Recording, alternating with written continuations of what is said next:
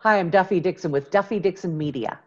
Hi, I'm Lashina Recruitalina Matthews with Love What You Do LLC. And hi, my name's Aaron Wynn, and I'm with Hunter Recruitment Advisors. And today we're going to continue our series of how to prepare for Zoom interviews or for just Zoom meetings. Today's focus is going to be on sound, and my friends Duffy and Lashina are going to help us talk a little bit about that. You know, Duffy, the first thing that I always think about when it comes to sound is, how do I sound? You know, what's my voice sound like? Does it sound weird? What are some tips that you think we should think about? Well, yeah, practice is number one because we all sound a little different when we're being recorded. The other thing I would say is volume. So a lot of people who are used to doing big conferences in person are now doing it online. There is a difference, okay? So instead of using I'm on stage, hello everybody, it's great to see, that does not work for Zoom because you're talking about face-to-face technology. Think more like sitting around with coffee, or like we're doing a conference call. So your volume doesn't have to be huge. I mean, you have a microphone and the microphone is going to make you plenty loud. So practice ahead of time. There are always audio settings, and most applications will say test your audio ahead of time. If there's any sort of level, you don't want to be hitting one side or the other. You don't be too low or too high. And again, call a friend, set up a Zoom call and say, how does this sound? How does this sound? For women, make sure you keep your voice low because we have a tendency when we get all excited, start talking our voice. Nobody likes high-pitched noises. That's what I would suggest. It's volume and how much volume you're giving. That makes sense. And to piggyback on what you talked about, the pieces of equipment that you could look at are everything from earbuds to wireless headphone sets or to just using the microphone on your computer. But Lashina, even though we've gotten the stage set and did what Duffy said in terms of practice, what are some things that you tell your candidates when they're getting ready for their interviews? The most important thing, tell everyone in the house that you are about to go on to a video interview. That cannot be something that you leave up to chance. And this is our new norm, right? You know, employers understand that you have kids at home, you're doing homeschooling, you have spouses in the home. So they understand that you're going to have some of that noise that's just natural to your surroundings.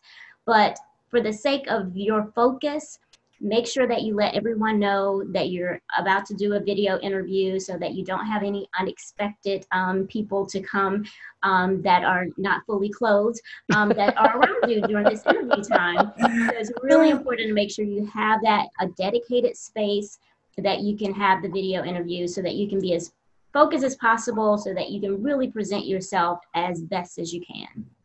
Well, one more piece that I know that we're trying to work on, even as we're doing these videos, is kind of a pitch and catch of letting the person talk before you come back. Duffy, if you don't mind, why don't we give them kind of an example of what pitch and catch looks like? You mean like what we do when we normally talk to each other on a Zoom call? Because you and I are notorious for this. We're talkers, right? We know each other well enough. See that? So we're just going to talk over each other and we clip each other's sentences. And then I keep talking. When you talk, I don't hear the beginning of your sentence. So as awkward as this feels, we're going to go ahead and wait for each other to finish our sentences because this technology, you'll notice like when you use your hands, there's a delay. There's the same delay with audio. So if you're going to use Zoom properly, it's going to feel a little weird. But Aaron, how's the weather where you are? It's looking up. I think it's going to be a great day. You know, I was really worried it was going to rain, but it's looking sunny here too. How about you? Not too bad. I'm excited. Okay, that feels a little weird, right? A little bit. Okay, but it sounds so much better. And especially if you're doing a call with lots of people, you really want to make sure that you don't step over each other. And the last tip, and I know everyone hears it and nobody does it, I want you to mute yourself if you're not talking. Everyone do it with me.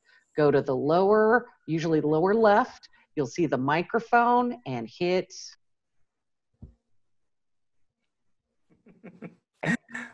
That's what you do. And trust me, it makes everything better because background noise, as Lashina said, sometimes is going to happen. If you're not the one presenting, just help yourself. Just turn off your mic. Lashina, this whole pitch and catch thing too can play a little bit of havoc if you're a hiring manager. What do you recommend to them? What do you say to them? Hiring managers really need to make sure that they close their question. Sometimes people tend to have a question, and in person, it can feel natural to still continue to say the question, expecting the other person to chime in. But you really have to make sure that you come to a complete halt with your question to give the other person the chance to come in and respond to the question. That is so super key. And the same thing for the interviewee, to wait for that pause so that you're not over talking the interviewer, so that you can make sure that you get the full question. So it's just really that timing of things and making sure that it comes to a complete sentence. That makes sense. Well, I think we pretty much covered everything that we can on the sound piece. But if you're interested, please continue to listen to our series. And we thank you so much for taking the time to listen to our Zoom interview and meeting on sound.